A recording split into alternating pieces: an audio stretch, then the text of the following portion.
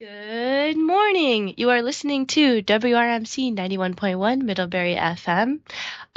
You are also listening to Beyond Bars, which is the radio show where I showcase incarcerated artists, and we talk about art made um, by people who have been in the carceral system, either their poetry or playing their music. Last week we had a really, or I guess 2 weeks ago now, we had a really great episode. And today we have a very fun agenda for today. Would you like to introduce yourself? Yes, hi there. My name is Alison Robinson. I am a supervisor of the recovery coaching program at the Turning Point Center in Addison County. Awesome. Thank you. Thank you so much. So, Allison, when did you start with Turning Point? So I have been working with the agency for a year and a half now. Okay, yeah. So Turning Point is a local organization and nonprofit in Middlebury, Vermont, which is where we are situated. And it offers really great services and coaching, Yeah. and which is peer led. Yeah, and so we're just gonna have Alison maybe talk about what Turning Point is, and then maybe your own story, what people need to know about Turning Point as community members of Middlebury. Yeah.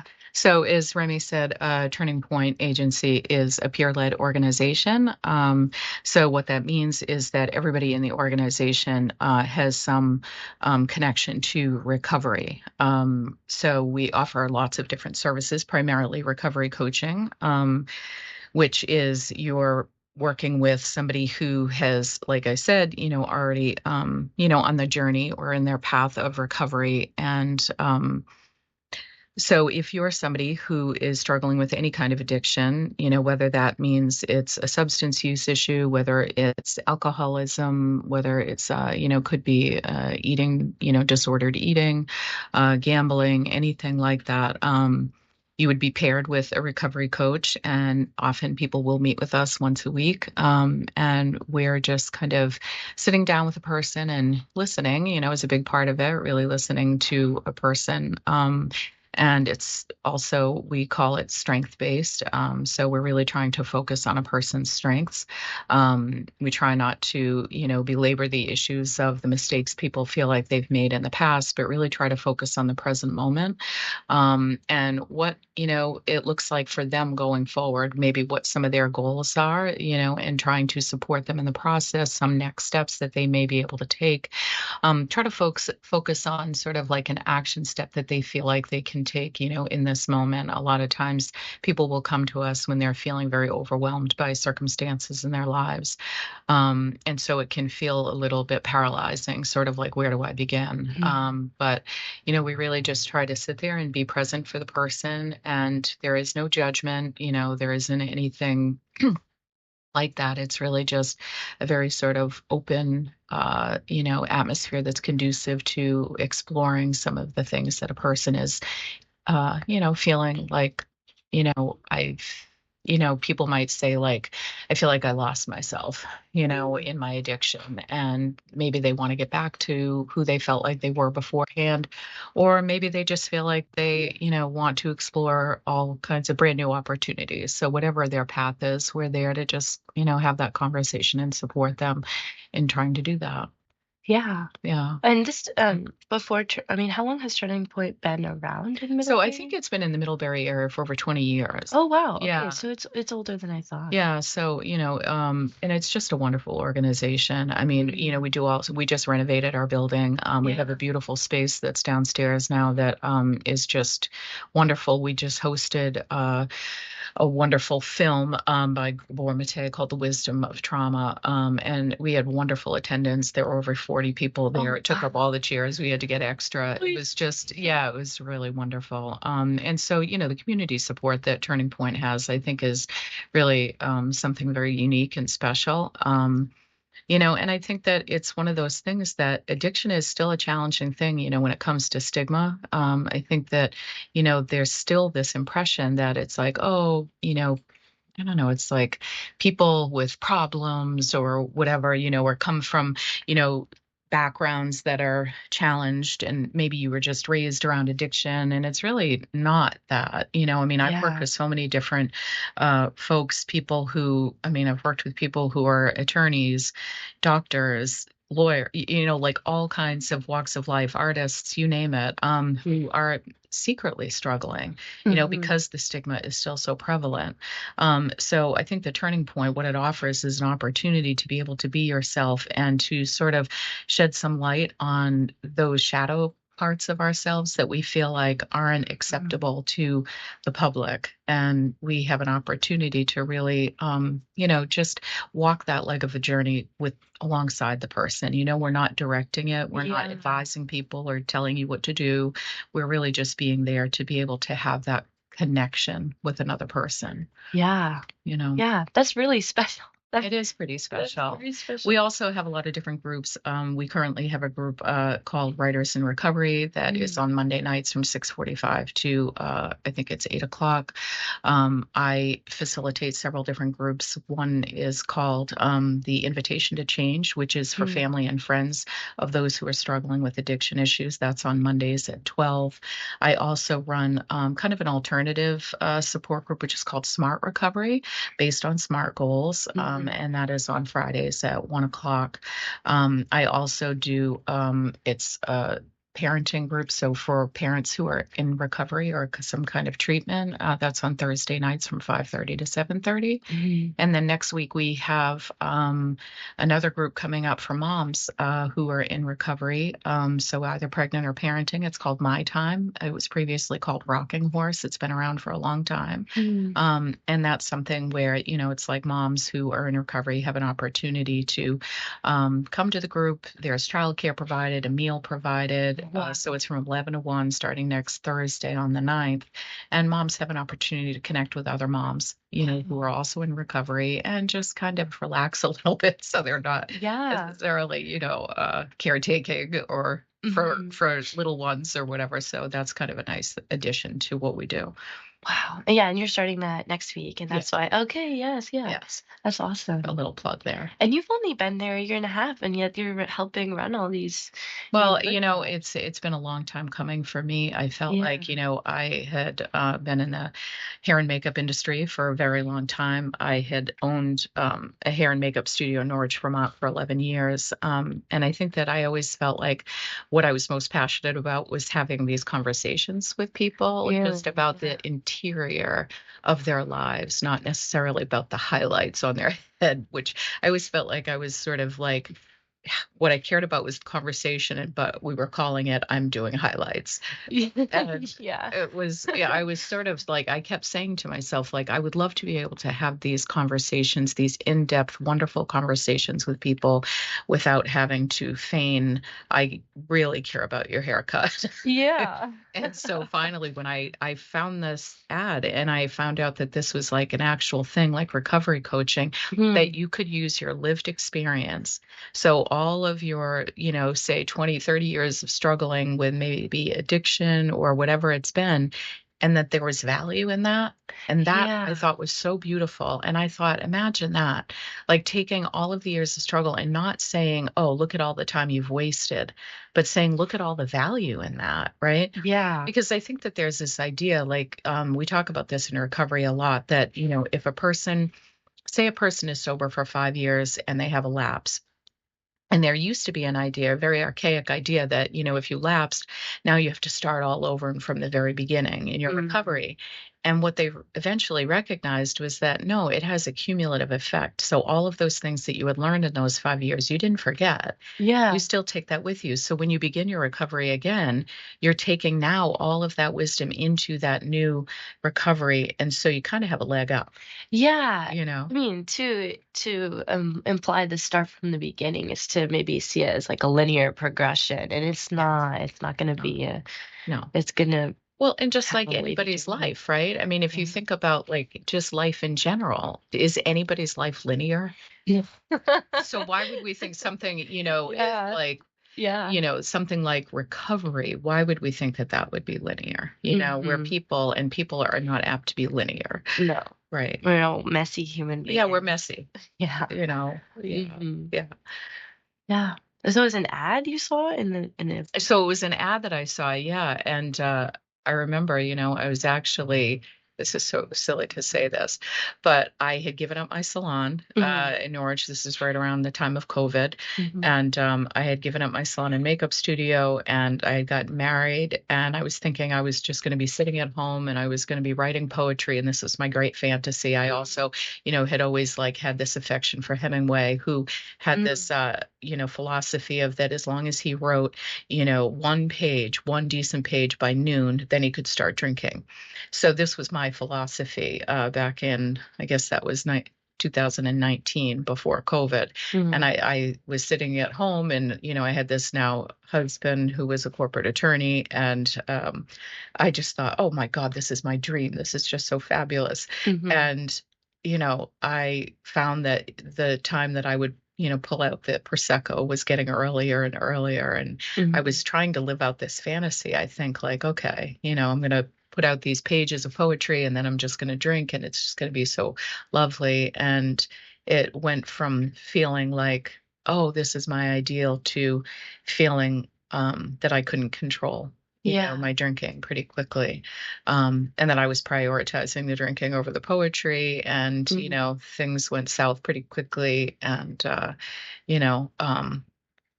marriage ended, and then I found myself without a salon to support myself and without a husband. And it was like such a wake-up call. Yeah. For me. And that's when I remember, I didn't know what I wanted to do. I knew I didn't want to go back to hairdressing.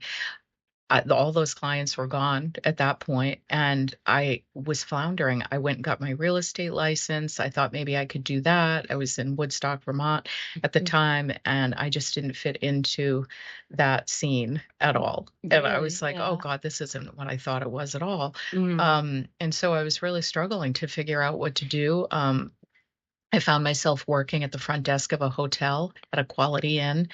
Knowing that was certainly not my dream. At what age were you for this? Was 5 years ago. Okay. So 50, COVID. 50 years old. And here I am working at a hotel, after having this really upscale, beautiful salon in Norwich, Vermont. Now I'm working in a hotel for $18 an hour, handing out soap and towels and ice cubes to people. Yeah. It was just one of the worst moments of my life. And, I had to move, and I was in this apartment and there were rats in the cabinet, and this was not at all what I ever envisioned for my life. And it was really humiliating, and I felt extraordinary shame. I had to move to an apartment where I couldn't even have my daughter live with me at the time because it was a 1-bedroom and that was all I could afford. And so she ended up having to live with her dad full time. And there's nothing that broke my heart more than that. I was so ashamed of it. And then I saw this ad, and at the time it was for a different agency, but it was for being a recovery coach. And I went there, and this was an agency that was not peer-led. It was actually about 250 employees, and a lot of them were clinicians. And that was a very different experience. It was recovery coaching was new to the agency, and I think there was a lot of fear around wanting, because a recovery coach, what their criteria is that you have lived experience. And so what they're saying is, we want you on board and your lived experience is important. That's, matter of fact, what qualifies you for this work. But then there was please don't say anything wrong. Make sure you stay in your lane and don't give anybody advice. And it was very suffocating ultimately. And so then I found this ad for the Turning Point, and it said it was a peer-led agency, and I didn't know what that was. And so I really started exploring it, and I was like, oh, so it's led by peers, not clinicians. And so what I found is that that's just been a radically different experience, where the executive director, Danielle Wallace, is phenomenal in that she really tries to push us toward things that we're passionate about, things that are sort of in our wheelhouse, that we can do really well. And she has this sort of implicit trust in us. And that is one of the best feelings, is to feel like I'm being trusted, even though I'm this person who's this, recovering alcoholic. So that's been such a palpable difference to go from, feeling like don't say anything, don't be in the wrong lane, to go, roll with it. Like, let's see what you can do, And do you think that's like the kind of dominant ideology that you guys are like operating under at Turning Point? Yeah. Yeah, absolutely. I mean, certainly for the employees and absolutely with, because, our kind of, our one of our greatest values there is strengths based. And that is not just with the employees, but also with the people that we're working with.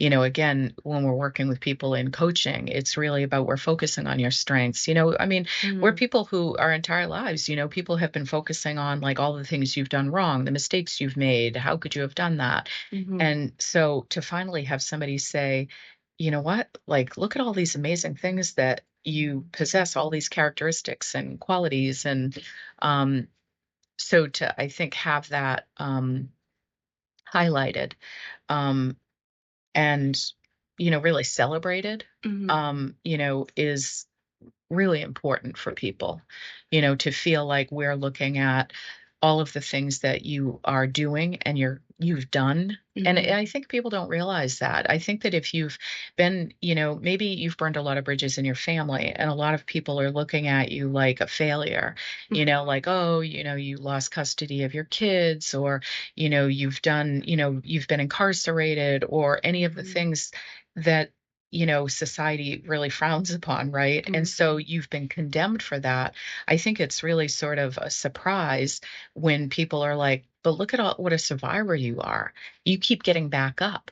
No matter how many times you feel like you've failed, you're still getting back up, and that is, that's not a small thing, because what you're doing is you're overcoming your own shame.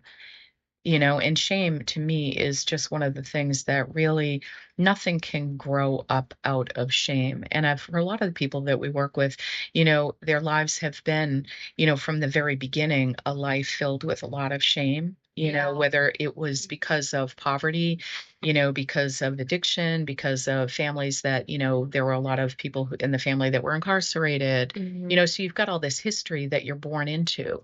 And then you're sort of taking that with you, and feeling like, yeah, this is my legacy. And that can feel really difficult to extract yourself from it and create a life that is separate from that, or at least maybe elevated in a way. And to see yourself in a different light, I think it takes a lot of courage, And we were talking about that a little bit earlier too, that, your family is kind of defining what you think you're capable of and what your possibilities are. And I don't know how you can still love your family and still love the individuals that are there and then not have their stories dominate your own. I don't know how that, I mean, that's a difficult journey in and of itself to remove yourself and carve your own path. Well, I mean, we're in a society what talks about family loyalty, and that's this, there's really a focus on family loyalty regardless of the family. And you can see that, if you look at like, say, Netflix or something and you see shows, right? It's like The Sopranos, right? You might see like there's a legacy there of like mafia mentality. And it was funny because often what I remember seeing that show and feeling like, oh, that's my family. Not because my family was in the mafia, but because there was this strict adherence to this loyalty, regardless of how, damaging it was to the individual. And even though you would have these moments sort of moral clarity of like, I don't want to follow that path, what you have to do to, I think, pull yourself from that and have the strength to say, I'm not going to follow in that path. I went through hell with my family. Sorry, I should have. No. But it was very difficult to go to extract myself from my family's path. There was a lot of pushback, a lot of resistance, and a lot of like, you can't do that kind of thing. Yeah. There was no support. There wasn't, I mean, they wanted to like I felt like I kept being pulled back into it, and it took me many, many, many, many years to finally say, you know what, I think that this actually isn't safe for me at this time. So I mean, I've been estranged from my family for a long time, and that was a really big decision, but it was one in which I felt like, to maintain my own sanity, and if I was going to continue to recover, I needed to do that, and I don't know that that's for the rest of my life, but it is for now, you know. And I think that's probably one of the hardest things that people go through, you know, is saying, you know, so much guilt and shame. There's so much guilt and shame, you know, and it's like, how could you do? I mean, I've even had people say, you know, how could you do that? That's your mother, kind of thing. And I'm like, well, there's a lot of judgment, you know, around doing that. And it's like, I think it's because people can only see, you know, say the mother through their lens of perception and experience. Yeah. So if their, you know, experience was with a mom who was loving and caring, of course, they're like, how could you do that? And it's like, well, you didn't have my experience. Yeah, and the boundary line of like where that guilt and shame takes over the feelings of personal responsibility and care for your family, that line is different for everyone. Absolutely. And I think that's where the discrepancy lies, is people are imagining their own, like you just said, they're imagining their own mother, but that just means their line is different. That's right. You know, that's right.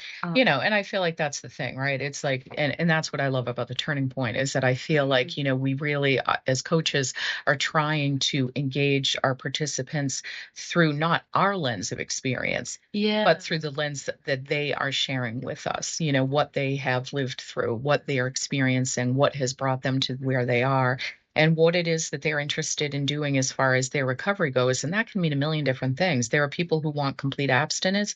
There are people who believe in harm reduction. You know, there are people who just want to maybe drink or use less, you know, so it's really about respecting that line, you know, and not coming in it with judgment and saying, no, you need to do it this way. Yeah. I mean, do you guys talk a lot about, I mean, I'm imagining here, but do you guys talk a lot about like forgiveness, like self-forgiveness, as well as like forgiveness of family? Yeah, I think that that's a really big topic, you know, and a part of that is because the forgiveness isn't really about, you know, like forgiving the other person, and that means now we're going to have a wonderful relationship together. You know, the forgiveness is about, and that took me a long time to get to that place, and I don't think we can judge people on that. I held on to my resentment for many, many years. You know, it was what propelled me to keep going forward. As a matter of fact, was the fire that I felt below that resentment that I felt was what was fueling me for a lot of my days. And then it got to a point where it was too much of a weight or a burden to carry. It was actually infringing upon my livelihood, a life that felt free. You know, was that I felt weighted down by it. So I got to a point where it was like the forgiveness was about, you all can be whoever you are, you know, and you have a right to live your lives as you see fit.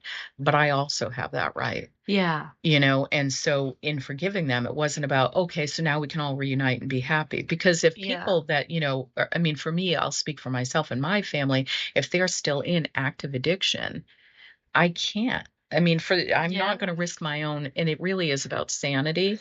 It isn't even necessarily about sobriety. It's about sanity. I'm not going to risk that, you know, for the benefit of you, particularly if you're still operating at the same place, from the same place that you were, that caused so much damage so many years ago. You know? Yeah. So it's tough. I mean, people are at the different stages of evolution, and I think that we have to be mindful of that. And it's tough if it's your family and you feel like they've let you down in some ways, right? And so it's like, you know what? And I think that takes a degree of experience and maturity where you get to like, you know what? They're where they are. And so doing this work enables me to do that. Like if I'm looking at the people that I'm working with and saying, I need to meet you where you're at, right? I mean, we don't have any barriers or obstacles for people to receive our services. Then I need to also be able to extend that to the people who are in my life personally and say, I can't judge them where they're at, but I also can let go.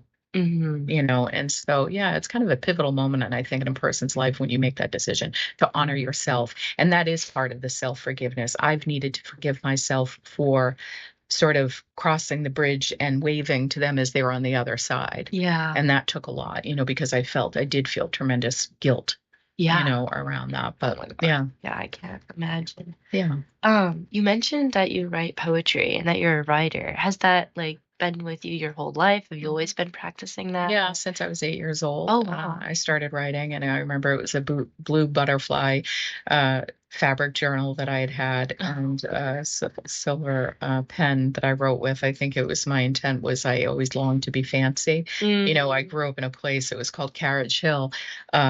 it was an apartment complex that was filled with a lot of moms on welfare, and it was known for that in the town. And so a lot of times the school bus would pull up and drop us off, and the kids in the bus would yell out, "We're at Garbage Hill." Oh. And so it was just this sense of shame and humiliation for me. My gosh, yeah. And so having this, this sterling silver pen with this journal, I felt very fancy. And I think for a lot of time, in my life, I tried to disidentify with my past. That was a big part of my being a makeup artist and a hairdresser. I was working in very exclusive environments, in which I was rubbing elbows with people who were Ivy League educated, had traveled the world. Yeah. Who had what, this outwardly success. And I felt like, if I was working with them and among them, then somehow I would feel the same, and I didn't. And I think that even in my writing, there was, some pretense that I was having to overcome for a while, wanting to feel smart. My fear was looking uneducated because I am. I have a high school education, and I think that I didn't want that to be evident because that was a bad thing in my mind, And so, yeah, it's taken, so I've been writing since I was 8 years old. And, I just got the news 2 days ago that one of my poems is going to be published. It's going to come out. I can't name the source yet, but it's coming out in June or July. Yeah, so at 55, my very first time, and it's sort of surreal still at this point, but it's exciting, and it feels like, I'm on a new leg of the journey at this point, kind of turning the corner. So it's pretty exciting, yeah.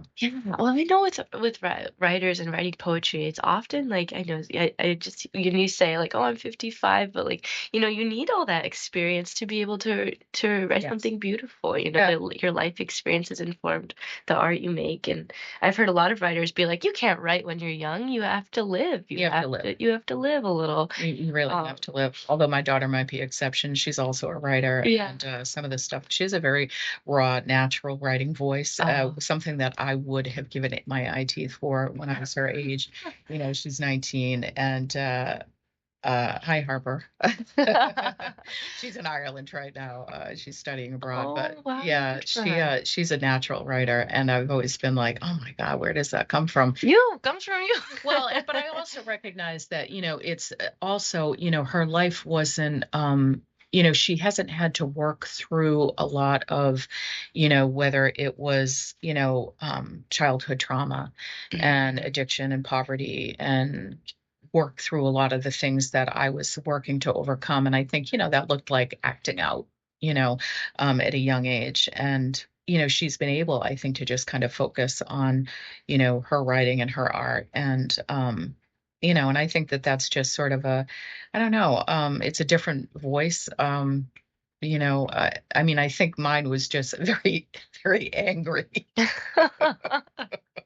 That's a valid emotion. But I do, what it reminds me of, that book by The Tipping Point by Malcolm Gladwell, when he talked about the 10,000 hours that, a person needs to, like participate in a certain endeavor before they achieve any kind of mastery, and I found that with hairdressing, certainly, it was like after 10,000 hours of that, I could, probably cut hair with my, blindfolded. I mean, it was just a very different kind of engagement. And I think that that's true with probably most things. Yeah. So I try to forgive myself for the bad poetry.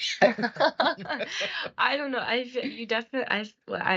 I write myself, and I feel like you just have to write something bad sometimes. You just have to write something bad just to do it. I think it's Julia Cameron from the book The Artist's Way, and she calls it, you just have to like accept the ugly baby. We all have that ugly baby where it's like, oh God, hide it, but it's like it's part of the process. It is. It's not linear. You're not gonna just get better and better. You're gonna suck a little sometimes.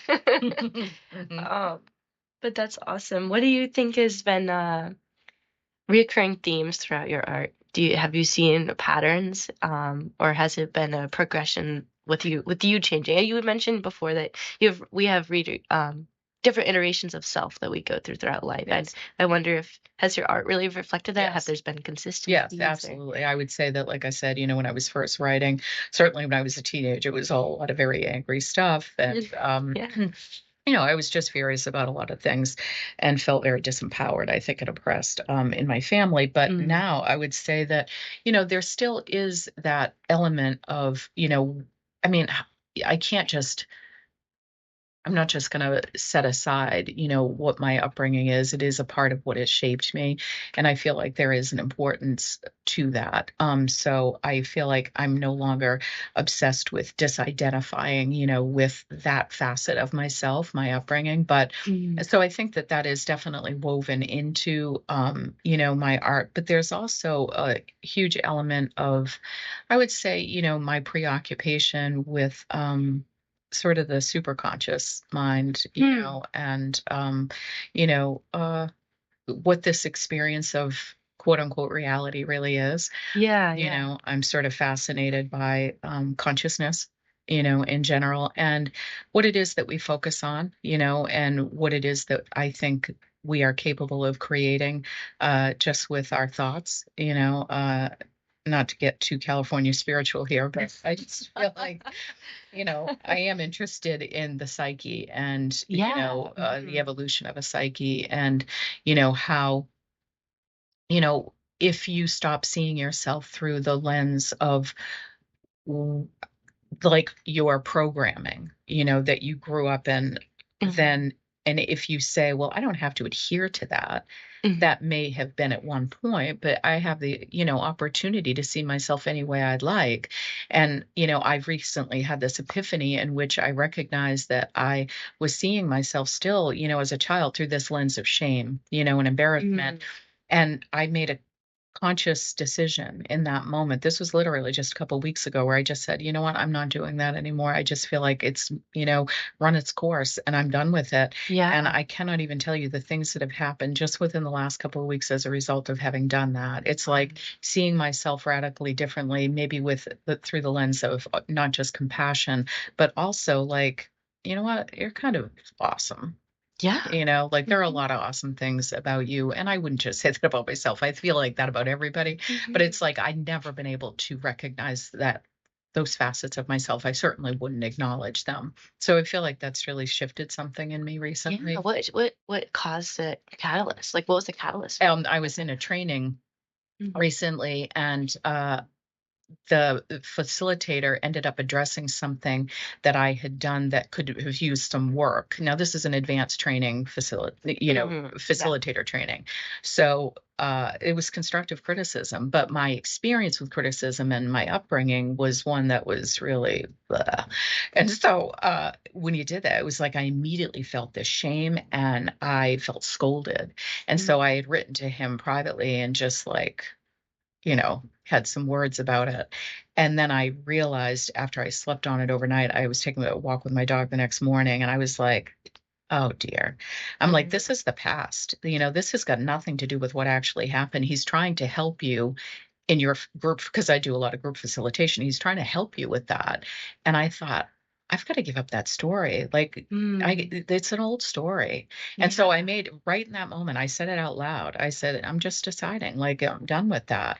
Wow. Yeah. And so it's been very transformative very quickly. And I think that, Aristotle was the one who said, fortune favors the bold. And I don't think he was just talking about fortune, like money, right? I think it's about like risk.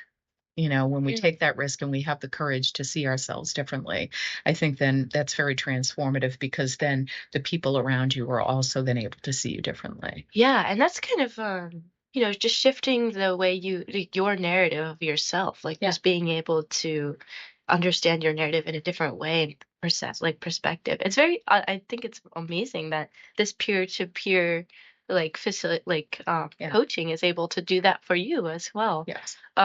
That's for both of you. It's not this like, I love that you're saying that. Yes, I love that you're perceiving it that way, because that's precisely what it is. And that's why this peer relationship is so important. This is precisely what peer, coaching has been.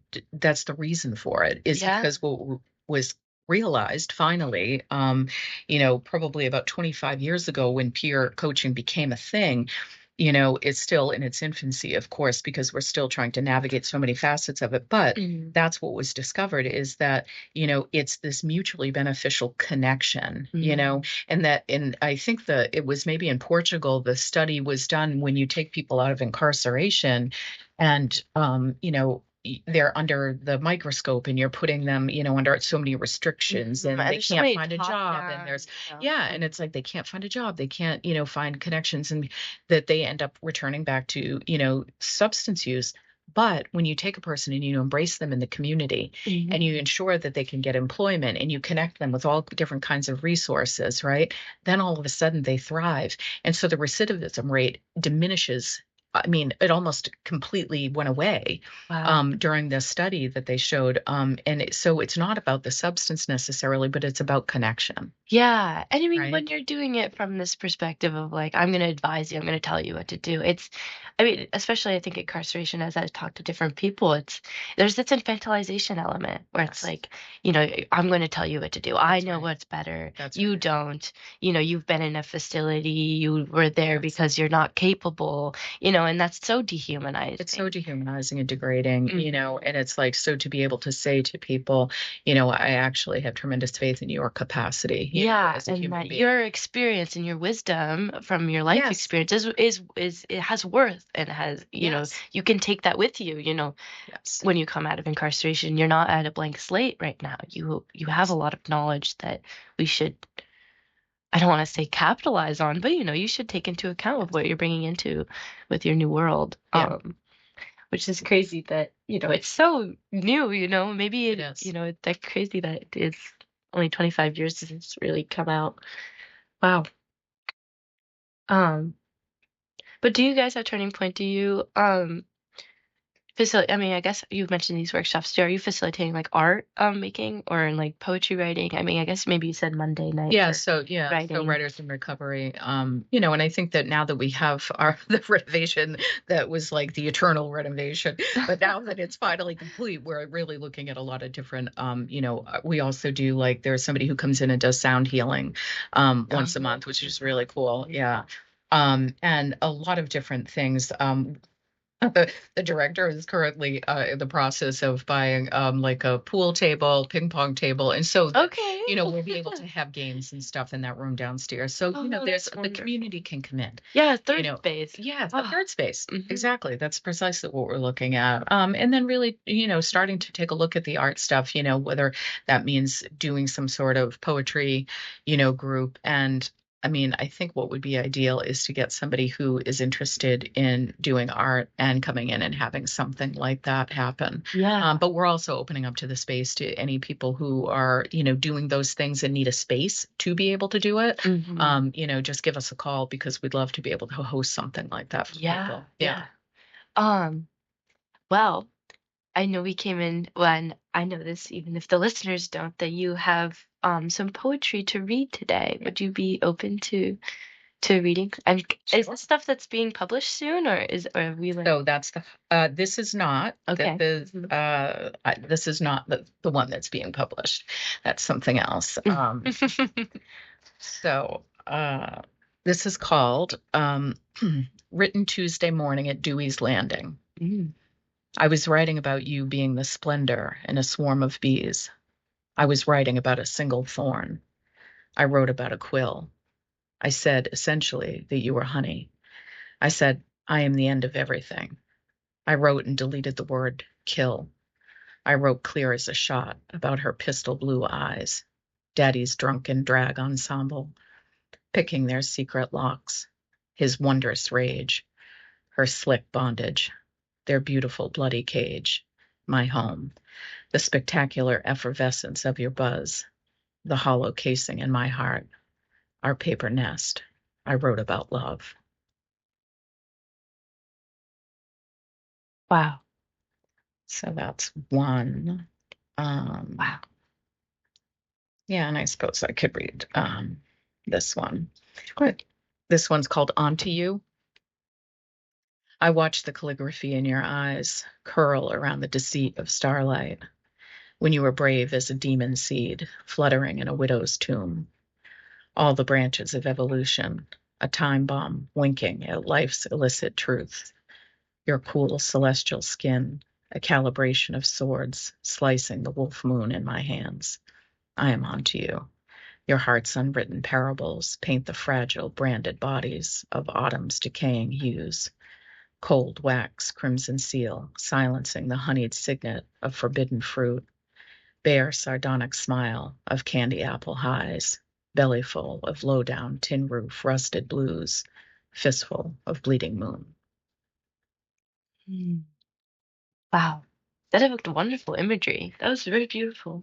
Still a little dark, but I don't know that will ever subside. I think it's just part of me. Fine. That's fine. It's beautiful. Yeah, thank you. When did you write these?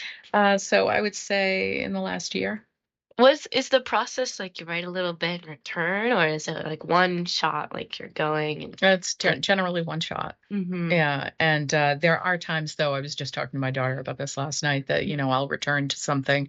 Sometimes I'm like, damn, I wrote that. And then there's other times where I'm like, oh, God, and so it's like I have to, but I have hundreds and hundreds and hundreds. So I often just will play around and I just try to figure out. It's hard. It's almost like a painter, right? Who will look at the canvas and feel like it's never complete. When you're a word person and there's billions of words you can choose from, sometimes it's hard to just feel like I'm comfortable or I'm at peace with this one. Yeah. I mean, art is never finished. Never I totally finished. believe in that. Like it's never done. It is, and it's always evolving, as we evolve, So I almost feel like you could take these hundreds of poems and just keep rewriting them every couple of years and you'll always have new work. Yeah. It's true. Yeah. Wow. What's the headspace you usually get into? Is it just like it hits you and then you have to write, or is it sometimes when I'm in the car, or when I'm often walking in the morning with the dog, there's just one line that comes to me, and then it's generally built around that line. Yeah. But I do follow Julia Cameron's, in The Artist's Way. She would talk about every morning just having this practice of writing, even if it's just for 10 minutes, and just getting out, that sort of, sludge. And so I still do that every morning. And a lot of times something great comes out of it. I think it's just releasing the expectation that I have to write something great. Yeah. Yeah. Honestly, I do feel like the expectation that has to be something, that has to be anything. Yes. Is what like kills well, it's the proverbial blank canvas syndrome, right? Yeah. Like, oh God, it's so daunting, but if you're just like writing just to write, then all of a sudden, it's like occasionally you're pleasantly surprised. Yes, sometimes I look back on my old journal entries and I'm like, that's really poetic. Why was I writing like that? I'm just writing about my day, and then yes, wow, I actually kind of there's a poetry to this. My daughter was sharing some of her notes that she has on her phone. Oh, and she'll have it cracks me up. She was so funny. She would talk about like her grocery list or whatever, and then all of a sudden it's like a poem, which is like really, and she's very funny. So she'll say it like this really hilarious way. It's like really dark and, like his dark materials or whatever, right? And then it's like pineapple, bagels. Yeah. But that, I don't know. I just feel like people aren't in touch like that. I mean, I feel like I'm at this college where people are letting their creative juices flow, but I mean, people aren't writing things. I think also writing things down makes the difference too. Like physically going into a notebook and like writing it down, and then something else comes out when you're writing. Like I often feel like my unconscious comes out. I think that, and that is a thing, right? I mean, there are poets who have written like that exclusively, right? It's like you're writing just from this place of sort of, it's like emotional sort of unraveling of the self, right? And the psyche. And so you're just writing, and it's like whatever comes up out of that. And that generally has been it. I mean, I've never studied I have zero formal education. I've never studied poetry. And so it's not like I'm thinking about line breaks or soliloquies, or I don't even know poetry terms, frankly. Sometimes people will read my work and like, oh, I really like, and they'll say poetry terms, and I have no idea what they're talking about. And I'm like, you're like, uh-huh. Oh, thank you. Yeah, I don't even know what to say. I did that on purpose. I did that upright. No, nothing, Yeah. So, I think it's a very interesting process and sort of not a static thing. I think you just have to give a wide berth for like what comes up and without judgment and just like let it come up and arise. It's okay. You don't have to have your judge and jury and like, your grandma sitting on your shoulder like, you can't write that. Yeah. Yeah. I just don't feel like maybe it's just there's not time to have the creative juices flow out, And then, I mean, we were talking earlier too with AI, people are very prone to just look it up first or, try to define the feeling through other means that aren't creative. Well, I think there's a discomfort in the process because it can be so clunky, right? And you don't have, and I blame the microwave oven. It's like we're in such a time of like, I want instant gratification. And that includes what with your art. And that's one of those things. I'm sorry that you don't get to just AI it into manifest because, I mean, yes, you can, but it's going to be soulless. I'm sorry to disappoint, but it's like there's a very to me a distinct process in your art, and it is not pleasant sometimes. It's uncomfortable. You have to sit with the uncomfortable. Well, and I think we're in a part of our a time in history, right, where we want everything to nothing to feel uncomfortable. We don't like discomforts. It's like, there's a pill for that, I can assure you, right? It's like any discomfort you're feeling, we have a solution, and it's like I don't you have to just learn to embrace it. And I think that's easier said than done. And I think we have a tendency also when you're feeling this uncomfortable feeling to recede into yourself and to focus on the feeling and to, be like, how can I fix this? And you're just like out very like internally motivated where honestly, I feel like most of the time when I get in those moods, what makes me feel better is being around other people or, thinking about someone else or thinking about like the community or I don't know. Like reaching out to a friend, asking how they're doing honestly makes you feel better by focusing on what other people are up to or, concern for another usually is sometimes the solution. Oh, I find it often is. And then that's why I think, doing this work at the Turning Point has been so healing for me, because as opposed to sitting around feeling really badly about some of the choices that I had made that got me to where I was living in an apartment with rats and, whatever else, it's like I could sit there and wallow in my shame, but doing this work, it enables me to recognize, first of all, you're not alone. Secondly, there are people who have been in far worse situations. And thirdly, you're outside of yourself every time you're sitting with somebody and working with them and hearing their story and connecting in that way. You're offering a piece of yourself, that I think can be invaluable to another human being. And that to me is so profound that I don't want to miss it. Yeah. I'm thinking of also social media. There's a push to, craft this self-image or, think about yourself in certain ways and only show the pretty parts. Yes. Yeah. And then you try to form those pretty parts in yourself and I don't know, no one's pretty or everyone's pretty, Well, it's like it's the Velveteen Rabbit, right? It's like until you're not real, right? Until your buttons are worn off and, you're kind of shabby and, you've been through it, right? You've been through the ringer. And then it's kind of like, oh, now you're real and accessible. I think when we have all these images that are, just sort of like, what's the word I'm looking for? I can't even think of it. But when you make an image look wonderful. I'm thinking Photoshop. Photoshop, thank you. Yeah, so can you tell how old I am? Right. So it's like all these Photoshopped images and stuff. It's like it just feels so unattainable and it makes you feel so inferior. And it's like, is that the point? And I think maybe it's a subconscious way of human beings wanting to feel untouchable, right? Or like you can't, invulnerable. And I think that's, kind of a trick, right, that we've bought into. It's like we drank the Kool-Aid on that one, because I think it's really about being vulnerable and sharing these things. I mean, I never feel more alive than when I am connecting with somebody else about the challenges that we share, Yeah. Oh, it's so hard to be vulnerable too. It is. To show the true self. It is. Wow. It is. Yeah. Yeah. Well, we have about 6 more minutes. Is there anything else you really wanted to get across today or mention or?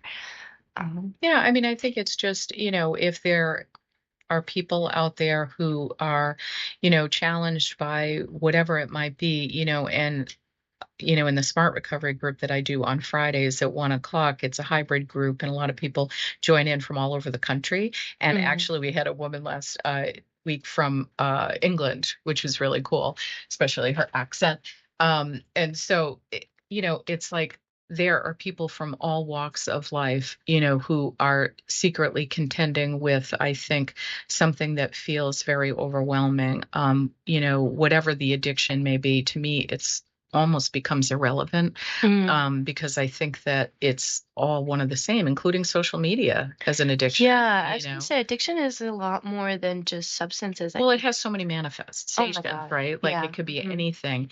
And I think that it's anything that is pulling you away from being present, for your life and for the people in it. So when I see people, for example, who are at dinner, and you're sitting across from your spouse or your child and you're scrolling away and not really engaged. I mean, and not to say that in a judgy way, but just to recognize that you're not really present. And is that whatever it is that you're looking at, that email or that text or that social media post, is it really the more important, than connecting with this person who's across from you? Yeah. So I think that, anything that's really pulling you out of your life, it can be concerning. And again, that can look like a lot of different things. I mean, I have certainly gotten plenty of phone calls from people who are struggling with disordered eating, feeling like they're feeling a lot of pressure socially. A lot of teens, a lot of college students, who feel pressured socially, to fit into a certain, body type, for example, and feeling a lot of shame around it, and feeling like very secretive and like not knowing what to do about it. So that sense of powerlessness. So I think for anybody who is struggling with that, including all of the people who, are out there who are functional, what they would call functional alcoholics or functional users, right? Or even weekend warriors, right? People who just party on the weekends. But I mean, it's like I see plenty of people in the emergency department, who are living what they feel like is sort of this dual life, dual existence, where it's like, I'm this one person in front of these people, but then, in private, I'm doing these things to try to, feel it's like a sense of self-confidence. Yeah. Right. What a substance can, alcohol. I mean, there's a lot of different things that can give you that sort of false sense of confidence, and that you can commiserate with people socially, right, without feeling that sense of awkwardness, right? I mean, I think a lot of people feel that pressure, and it's not something that we talk about as much as we should. Yeah. I think that it can be a very suffocating feeling. There's a lot of anxiety. I think about like social engagement and being sort of transparent and what that might look like, and people worried about failing in front of people. So I think that, we're using a lot of substances, and, coffee can be one of them, for God's sakes, if it's overdone, right? I mean, what is the saying? It's like, even the sunshine, if you get too much, can burn you, right? So it's like there are things that even if it seems like initially, like we get a lot of people who call with marijuana use and sort of this idea around, well, it felt like it was very innocent, very innocuous, right? Like it's marijuana, please, and it's like, right. But I mean, if it's taking you away from, and you're sneaking in the bathroom because your kids are watching a show and you can get away with it, and you're doing it just so you can feel like you can be in your world, in your family, and I definitely felt that it was it was a self-imposed pressure. I wanted to be a mom that was unlike the mom that I had. And it was this extraordinary pressure of an expectation to be perfect, do it perfectly. And so I found myself doing that, when I would pick my daughter up from school and we would be home and at night, and I would find myself, drinking too many glasses of wine and just wanting to just feel more relaxed because I couldn't relax for fear of failing her. Yeah. And I think a lot of people deal with that. And so this isn't just like some person who's down and out and struggling with, real heavy drug use. These are regular, everyday people struggling, with all kinds of, situations like that makes them feel ultimately the sense of shame that why can't I just get through this without that substance? Why can't I just parent without needing to drink there's or use so many marijuana, right? difficult emotions around, Right. and Well, think about how difficult loaded that is, right? Oh For a my lot of gosh, people, if you've had a challenging upbringing in any way, shape, or form, even one that looked by everybody's standards on the outside looked like it should be ideal. Mhm. For a lot of people, it isn't, right? I mean, Mhm. say you grew up in an atmosphere of like Ivy League educated, like these are the expectations, and we expect so much of you, Mhm. and I mean, that is not easy to live up to, and I have those conversations with people all the time, questioning, what am I doing this for? Is this because I want this? Is it because of what my parents want from me? Mhm. And so sort of sedating themselves or just drinking themselves through it, Yeah. just to make it bearable. And, that's, I think, the conversation we're having with a lot of people. So I think if anybody is struggling in those ways and you just feel like it would be nice to have an ally, somebody who's not judging you, somebody who's going to just have this conversation with you and support you, Mhm. then you know what? Give us a call and maybe come in and we can come to you. We also offer mobile coaching. So for people maybe Mhm. who don't have transportation or are uncomfortable coming into the center because they want that confidentiality, Yeah. then we are happy to come to people anywhere in Addison County. We do that too. We also do virtual coaching. So for people who just don't have the time to come in and they maybe want to meet on Zoom, we can do that too. So we will meet you where you're at, however we can, Yeah. to try to offer support. That's incredible. I never really thought about it from the perspective of, it's anything that takes you away from being present, Yeah. in the present moment. I never really thought of addiction to Yeah. be that from that framework, but that's a great way to I don't know, it just seems like a very profound way to think about it. Yeah. I think it's as simple as that, Yeah. Yeah. Well, thank you so much. Oh, you're so welcome. Thank you so Thank you so much. much for having me. I'm so grateful for the No, opportunity. yeah. Appreciate it. Um, yeah, I'm grateful. I'm grateful for you to Yeah. be here. Thank you so much, Remi. Appreciate you. So that is today. Thank you so much, Allison. That was Turning Point, and you are listening to WRC, 91.1 Middlebury FM, and I will be here same time next week, 10 to 11 a.m. Who have listened to Beyond Bars. I hope you have a wonderful day. And hope you take what we have talked about today with you, on with you beyond just this hour, and you found some meaning in it. So, thank you so much.